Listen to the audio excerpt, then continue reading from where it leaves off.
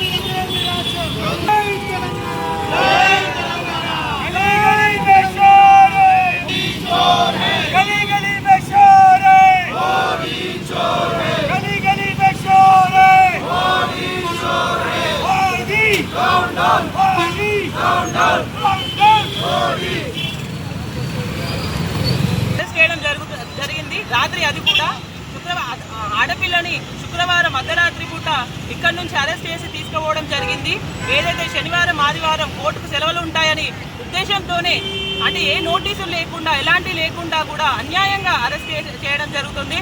అందుకే కవితక్కని వెంటనే విడుదల చేయాలని ఒక ఉద్దేశంతో మేమందరం కూడా ఇక్కడ యాకత్పురా ప్రజలందరం కూడా ఇక్కడ నిరసన చేయడం జరుగుతుంది.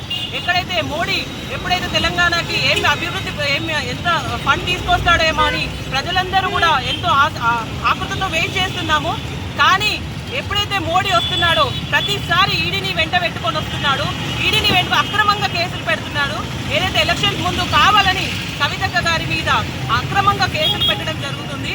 అందుకే ఇలాంటి చర్యలు మోడీ ప్రతిసారి ఏదో ఒక రూపంలో ఎలక్షన్స్ రాగానే ఏమి ఫండ్ కాకుండా డెవలప్మెంట్ విషయాలు ఎక్కడ పక్కకు పెట్టేసి మరి ఈడీని పట్టుకొని రావడము, అక్రమంగా అన్యాయంగా కేసులు పెట్టడము జరుగుతుంది. అది కూడా టీఆర్ఎస్ వాళ్ళ మీదనే రుద్దడం జరుగుతుంది.